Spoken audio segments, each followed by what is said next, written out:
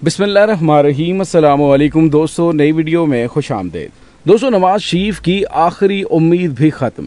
सदर पाकिस्तान डॉक्टर आरिफ अलवी का दबंग ऐलान, जबकि कप्तान मुखालिफ मीडिया को मुंह की खानी पड़ गई। वीडियो की तफसील में जाने से पहले आप देख रहे हैं हकीकत की दुनिया डॉक्टर अली के साथ। हमारा चैनल सब्सक्राइब करके घंटी के निशान को दबाना मत भूलिएगा। इस वीडियो को ज़्यादा से ज़्यादा फेसबुक, व्हाट्सएप और सोशल मीडिया पर ज़रूर करें। शेयर और लाइक करने के साथ साथ कमेंट बॉक्स में पाक फौज जिंदाबाद, पाकिस्तान पाइंदाबाद और पाकिस्तान के गुमनाम हीरोज़ को सलाम का नारा कमेंट ज़रूर कीजिएगा। दोस्तों, वैसे पाकिस्तानियों के लिए ये शर्म से डूब मरने का मुकाम है कि ऐसे लोगों को पाकिस्तान पर मुसल्लत किया जाता है कि जो इम्पोर्टेड हैं, यानी जब उन्होंने हुकूमत करनी होती है तो वो पाकिस्तान आ जाते हैं, जैसे ही हुकूमत ख़त्म होती है तो उसके बाद वो लंदन सुधार जाते हैं। पूरी दुनिया में क्या कहीं पे ऐसा होता है कि मुल्क के अंदर इक़्तिदार संभालने वाले डिक्टेशन दूसरे ममालिक में बैठे हुए किसी शख्स से ले रहे हों और पाकिस्तानी इदारे और पाकिस्तानी अवाम बिल्कुल खामोश तमाशाई बनी हुई ये सारा तमाशा देख रही हो। दोस्तों, यहाँ पे आपको ये बताते चलें कि वज़ारत उज़्मा का अपना दौर मुकम्मल करने के बाद शहबाज शरीफ अपने घर में यानी लंदन पहुँच गए हैं। मुस्लिम लीग के सदर और साबिक वज़ीर आज़म शहबाज शरीफ लाहौर से लंदन रवाना हुए। शहबाज शरीफ कतर एयरवेज की परवाज़ QR629 के जरिए लंदन रवाना हुए। उनके साहबजादे सलमान शहबाज भी उनके साथ हैं और मरियम औरंगज़ेब का कहना है कि वो नवाज शरीफ से मुलाकात करेंगे और इस मुलाकात के दौरान पार्टी कायद की वतन वापसी और मुख्तलिफ पार्टी उमूर पर मुशावरत की जाएगी। दोस्तों, सवाल ये पैदा होता है कि किसी दुनिया के मुल्क के अंदर ऐसा होता है कि एक मफरूर इश्तिहारी मुलजिम और पाकिस्तानी अदालतों से भागा हुआ भगोड़ा सजा याफ्ता शख्स दूसरे मुल्क में बैठा हुआ हो और ढिठाई के साथ पाकिस्तान की वज़ारत उज़्मा पर वो आदमी हो जिस पर अरबों रुपए की करप्शन के इल्ज़ामात हों, उसके बेटे को वज़ीर आला बना दिया जाए। ये सारा तमाशा अरसा दराज से पाकिस्तान में लगा हुआ है और आखिर पता नहीं कब तक ये लगा रहेगा। दोस्तों, दूसरी जानिब आपको ये बताते चलें कि साबिक वज़ीर आज़म की लंदन रवानगी पर अवामी मुस्लिम लीग के सरबराह और साबिक वज़ीर दाखिला शेख रशीद ने कहा कि 16 महीने में शहबाज शरीफ बतौर वज़ीर आज़म नवाज शरीफ को नहीं ला सके। अब खुद भी उनके पास लंदन चले गए हैं क्योंकि सारी सियासी बैठक बेनतीजा साबित हुई और अब सारे ठंडे ठार हो गए हैं। दोस्तों, अपने एक बयान में उन्होंने कहा कि इलेक्शन का मामला आईनी से ज़्यादा इक्तसादी और सियासी बन चुका है। इक्तसादी और मुआशी हालात संगीन और गंभीर होते जा रहे हैं।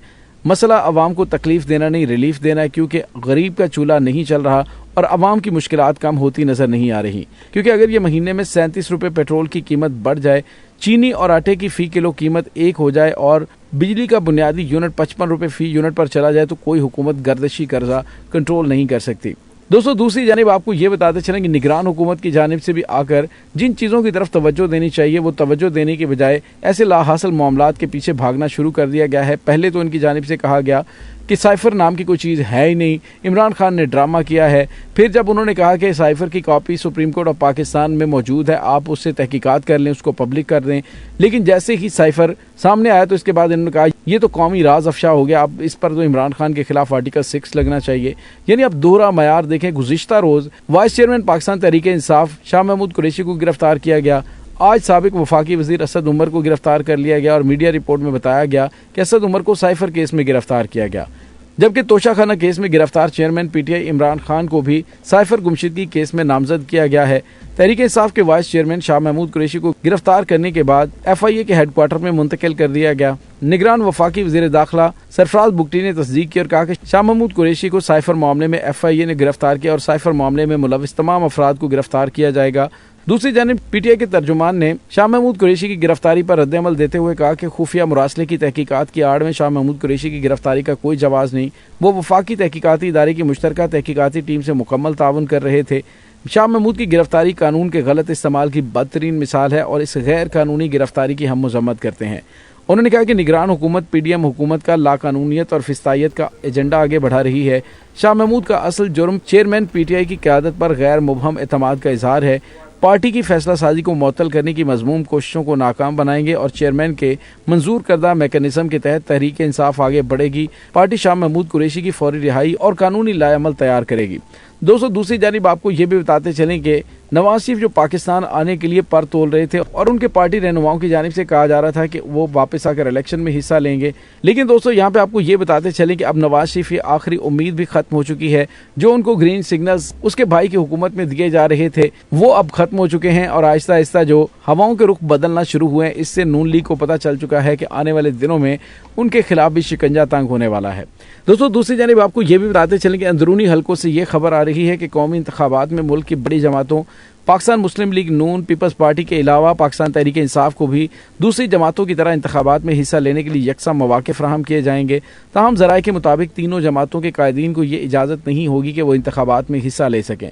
ذرائع کا کہنا ہے کہ پاکستان مسلم لیگ نون کے مرکزی قائدین اور رہنما مسلسل یہ اظہار کر رہے ہیں کہ ان کے قائد نواز شریف چوتھی مرتبہ ملک کے وزیر اعظم بنیں گے اور انتخابات میں حصہ لینے کے لیے جلد ہی پاکستان واپس آ کر انتخابی مہم کی قیادت کریں گے، لیکن ان کی راہ میں قانونی اور آئینی پیچیدگیاں موجود ہیں۔